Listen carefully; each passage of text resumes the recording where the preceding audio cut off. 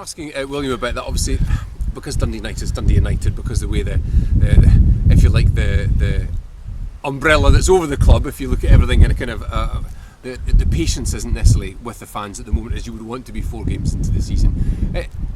How do you feel the response that you were looking for after the St Mirren game came through in the Dumbarton match?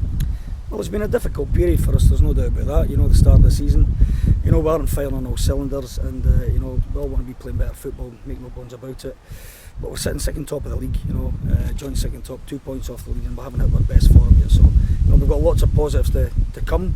There's lots of players that have got to improve their performances, and that will come as well. So there's lots of room for improvement.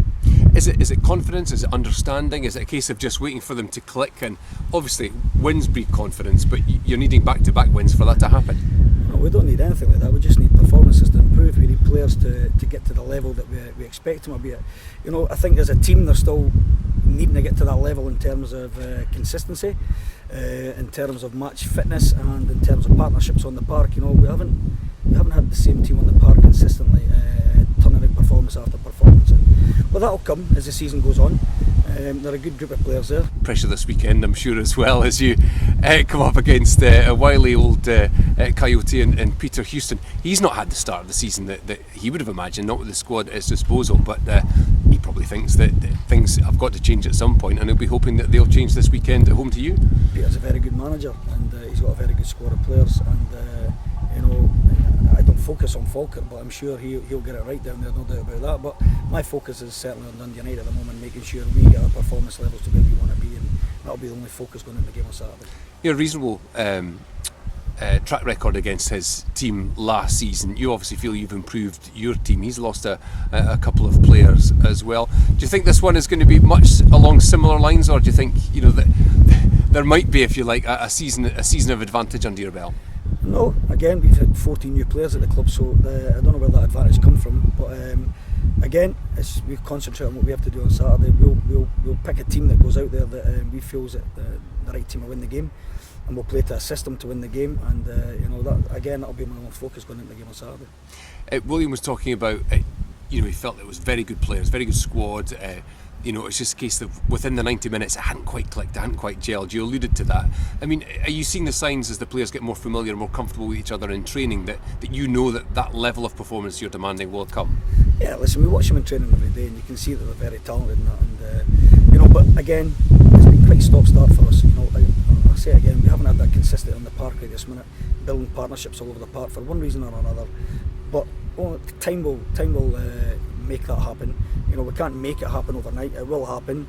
But William's right, there is a good group here, and once they all start gelling and finding their feet and learning about each other a bit better, performance levels will improve. And as I said, we're 2 points off the top of the league.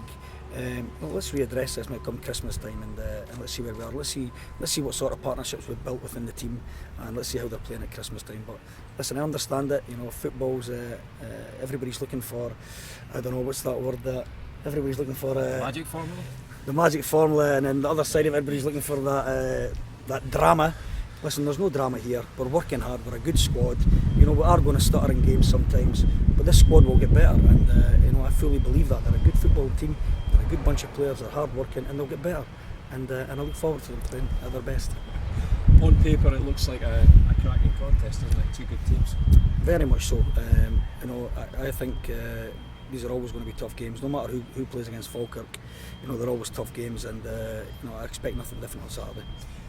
You would expect that this sort of fixture wouldn't look out of place in the top flight, would you really?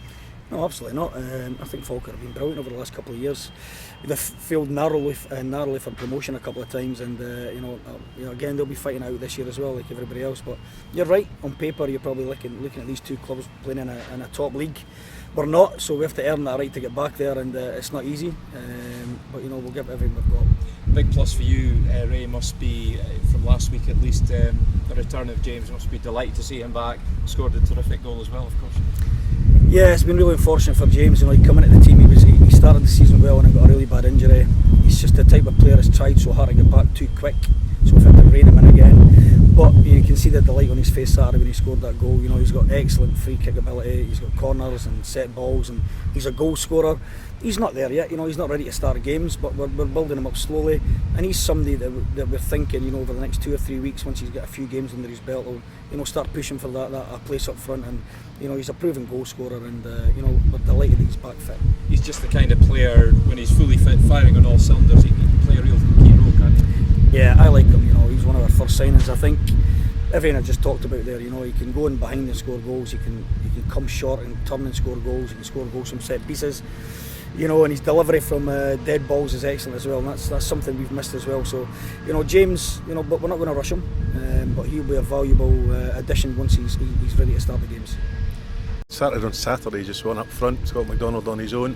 Was that more tactical or because of the injury situation that you've just had? Yeah, a bit of both. You know, we felt they sit very, very deep, you know, especially in the game, which they did mostly, more in the second half, very, very deep. So there's no room for people to go playing behind, so we wanted to get that ball, control it.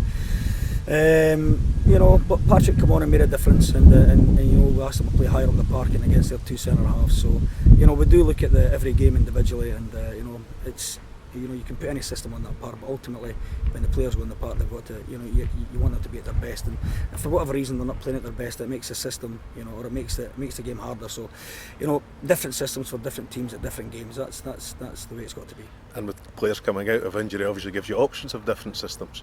Absolutely, I think we've got, you know, a good balanced squad there that we can play different systems, and you know, that's a real bonus when you're having to break down teams that people can go and play in different positions. But you know, looking at the game Saturday, you know, we might go two up top, we might not. You know, we might go a bit more solid. So, well, at least we have those options then with Keats and that going back into the team, and you know, people like that. And the general team news for Saturday?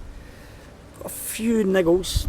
There's 3 or 4 of them not training today. There's 5 of them away down playing in the 20s tonight to get match fitness down at Kilmarnock. So, you know, we'll get a better idea come Thursday morning where we are in terms of that. So it's a bit early in the week to be picking teams, but you know, we'll see how everybody's on Thursday.